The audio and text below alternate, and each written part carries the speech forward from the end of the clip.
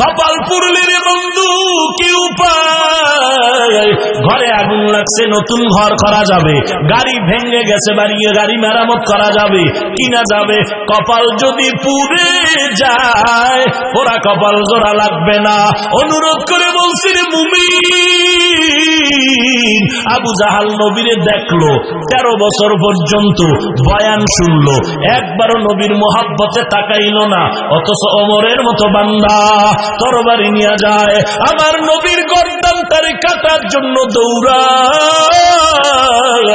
আমার নবী মক্কায় বয়া দোয়া করে, ও আল্লাহ, 2 ওমরের 1 ওমর তুমি ইসলামের খাদেম বানায়া দাও। আমার নবীর দোয়া কবুল হতে চলছে। ওমর তরবারি নিয়ে যায় আমার নবীর গর্দান কাটার জন্য, মাঝখানে বাধা হয়ে গেল। ওমর মেজাজ গরম করে, কই যাও?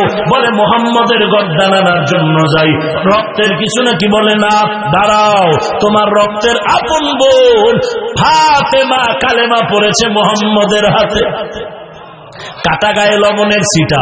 ওমরের মেজাজ গরম হয়ে গেল, এবার অন্তরের ধারণা ডাইভেট হয়ে গেল। বলে মুহাম্মদের বিচার পরে আগে আমার বোনের বিচার করে নেই। হেদায়েতের মালিক কে?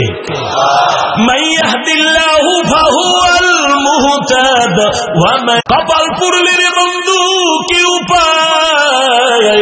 ঘরে আগুন লাগছে, নতুন ঘর করা যাবে। গাড়ি ভেঙে গেছে, বাড়িয়ে গাড়ি মেরামত করা যাবে, কিনা